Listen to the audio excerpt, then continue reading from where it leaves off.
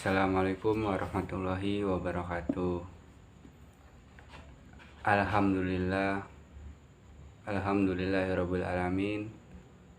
Wassalatu wassalamu ala israfil anbiya'i wal mursalin wa ala alihi wa sahbihi ajmain, amma ba'du.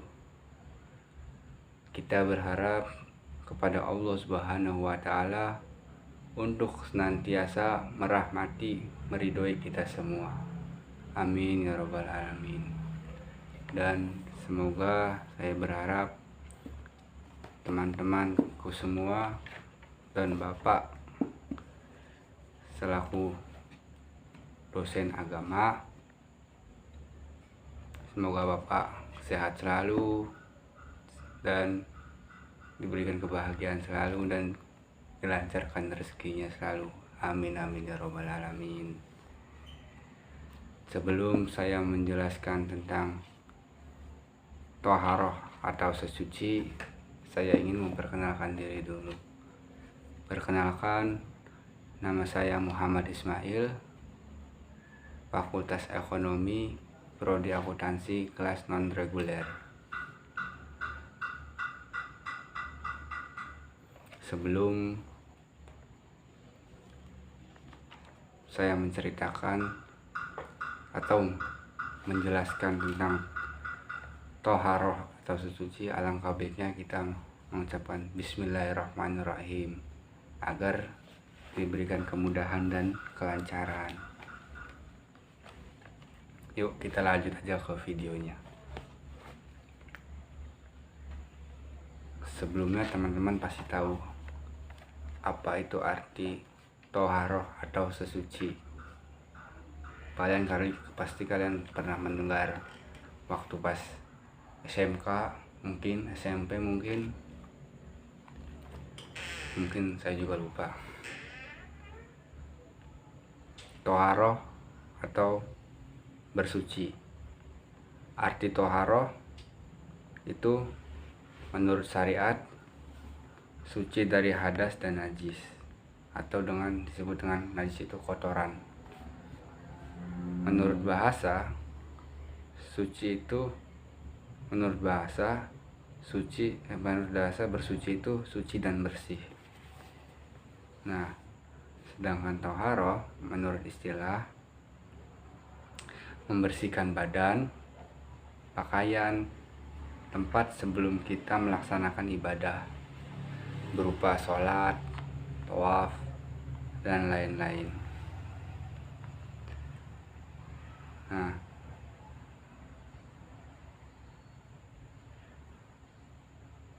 secara umum thaharah dibagi menjadi dua. Ada thaharah satu, thaharah manawiyah, dan yang kedua thaharah nisiyah. Nah, di dalam thaharah manawiyah itu artinya ada thaharah hati atau rohani. Nah, sedangkan thaharah nisiyah itu thaharah badan atau jasmani.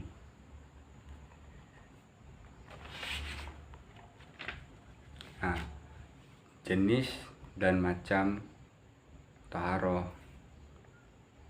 Yang pertama itu ada thaharah indrawi, bersuci dengan menghilangkan hadas dan najis. Nah, thaharah indrawi itu ada dua macam. Yang pertama ada thaharah hukmiyah, yang artinya itu bersuci dari hadas, dan yang kedua thaharah hakikiyah, bersuci dari najis. Nah, bersuci dari hadas yang tadi thaharah hukmiyah itu ada hadas, kan ada dua nih, ada hadas besar dan ada hadas kecil. Nah, apa sih yang dimaksud dengan hadas besar? Nah, itu ada artinya teman-teman.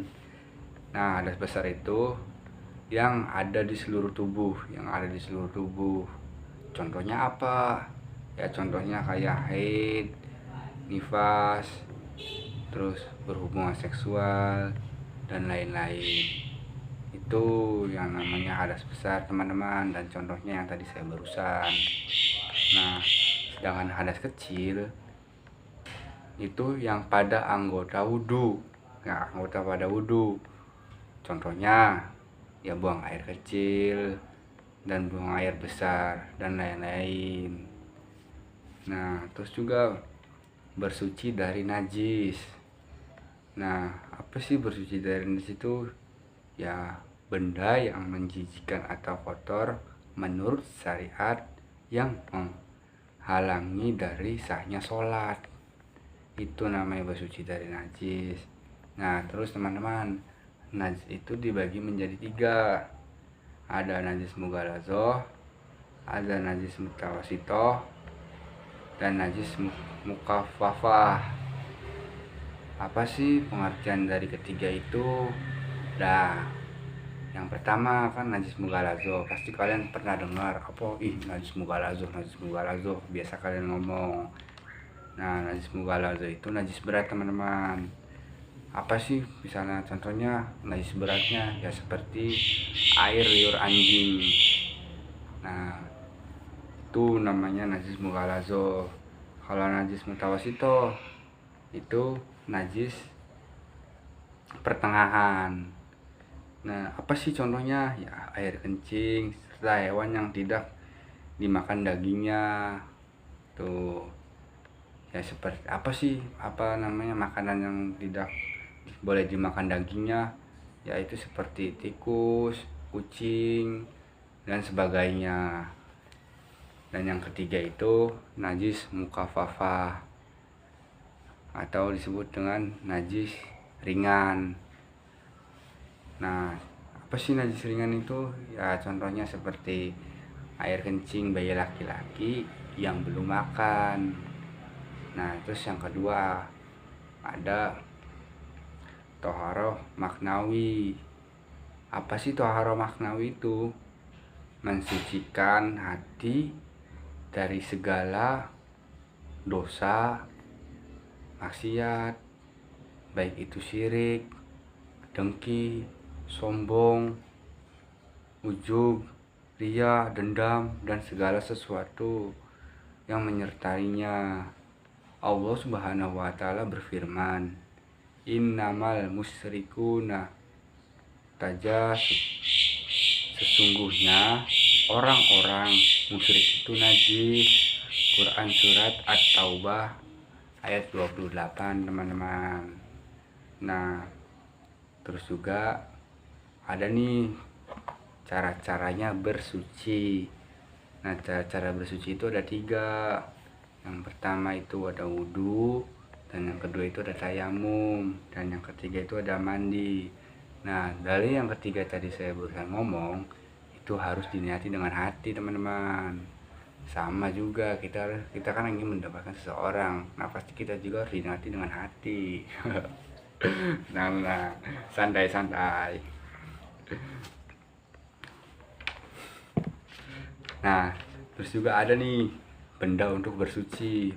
Pasti kan bingung, benda apa ya?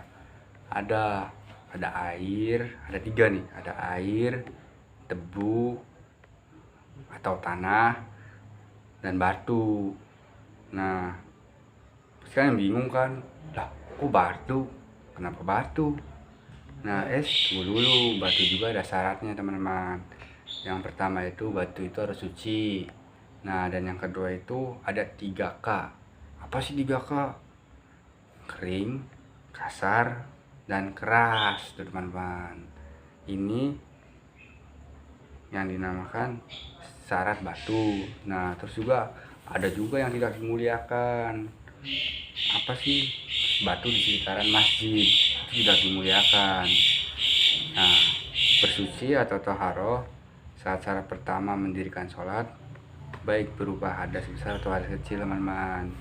Juga di sini ada hadis yang menerangkan tentang taharoh atau bersuci. La yakbalullahu sholata ahadikum ida ahdata hatta yatawadzo'a. Artinya, Allah tidak akan menerima sholat seseorang di antara kalian apabila ia berhadas sehingga ia bersuci, teman-teman. Nah, itu hadis riwayat Bukhari.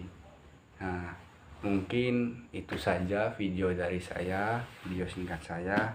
Apabila saya ada kesalahan berbicara atau menyinggung kalian, saya mohon maaf ya, teman-teman.